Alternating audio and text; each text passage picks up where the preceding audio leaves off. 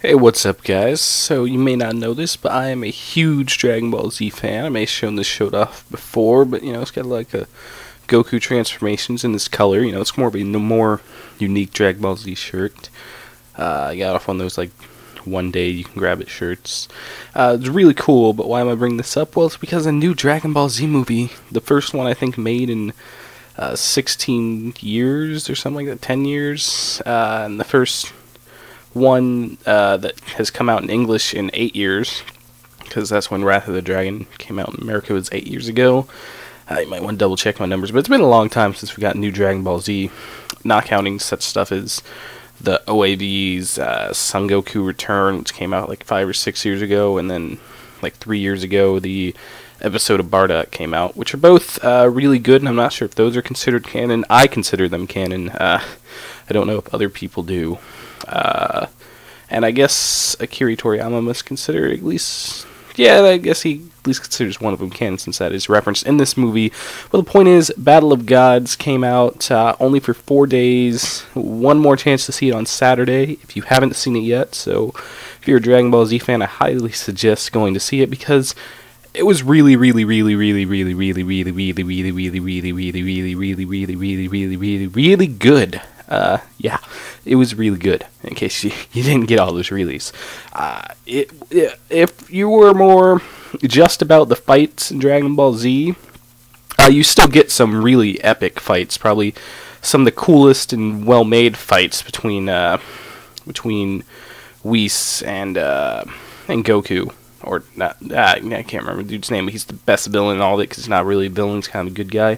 But more importantly, this has a lot more of that Dragon Ball humor from the original Dragon Ball anime, which was nice to see a return to, because it was kind of like if an episode of Dragon Ball took place during the Dragon Ball Z timeline, which I really enjoyed, because Dragon Ball was a really funny show, and this definitely had some of those. Especially as a Dragon Ball and Dragon Ball Z fan, just an anime fan in general, you get some of these jokes that you get from being able to draw back on all this stuff. And it's really more lighthearted, but like I said, it definitely still has that action. Basically what happens in this is the God Destruction wakes up, who kind of looks like the Egyptian Anubis god, and he's like, hey, I'm bored, let's go eat some food and fight some people. This sane god thing, and then Goku's like, hey, I like fighting people too. So then there's this whole stuff that happens because it happens on Bulma's birthday, and a lot of humor and stuff comes from that, and then the fights take place, and like I said, best action in a Dragon Ball thing ever. Well made and really cool shots, and all this is just layered on top of each other to get the best Dragon Ball movie to date, and one that is definitely considered canon since it's the first one that Akira Toriyama directly created, which is always good because the original creators can just bring something to it, unless their name is Lucas and they make Star Wars Episode 1 and 2. Didn't want to bring that up, but this is not Star Wars Episode 1 and 2.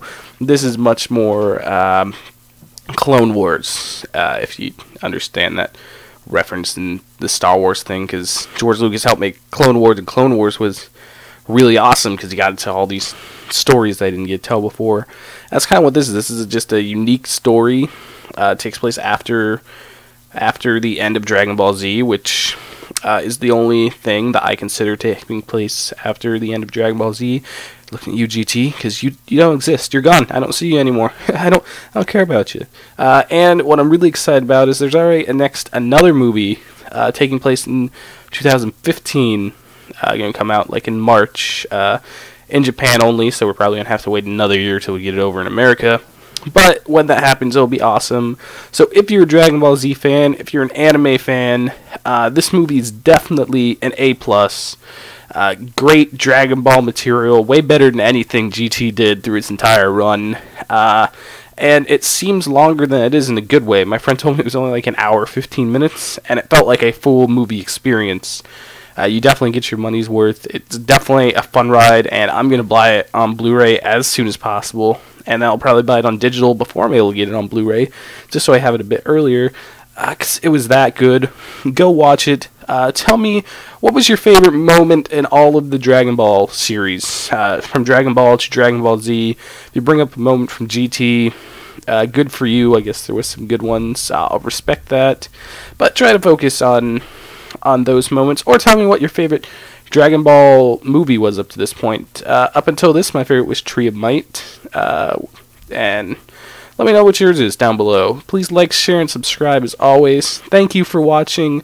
Go watch more anime.